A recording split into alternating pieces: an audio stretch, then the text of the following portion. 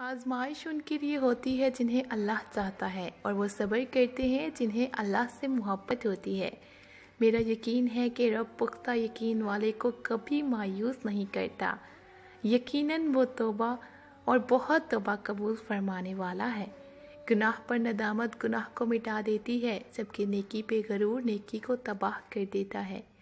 ہر چیز نصیب سے نہیں ملتی، کچھ چیزیں دعاؤں سے بھی ملتی ہیں، اور خدا اپنے بندے کو بکھرنے سے پہلے سنبھال لیتا ہے۔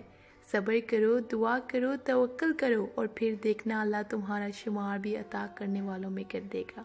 اللہ نے چاہا تو وہ بھی حاصل ہوگا جو اب تک لا حاصل رہا۔ دیکھنا جلد ہی اللہ تمہاری ناممکن دعاؤں پہ کن کہہ دے گا۔ اللہ کے فیصلے ہماری خواہشوں سے بہت بہتر ہوتے ہیں۔ پتہ نہیں کیا جادو ہے سجدے میں، جتنا جھکتی ہوں اتنا ہی اوپر جاتی ہوں۔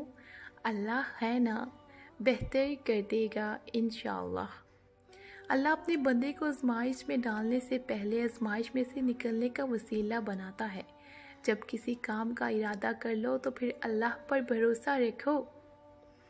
بہت اچھا لگتا ہے تجھ سے مانگنا میرے اللہ، ساری زندگی مجھے کسی کا محتاج نہ بنانا۔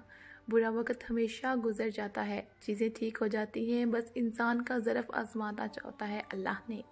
فجر کا سجدہ، چند آنسو، دل کی باتیں، دل، خدا اور خالق، سب کہنے کی باتیں ہیں، کوئی کسی کا درد نہیں سمجھتا سوائے میرے اللہ کے۔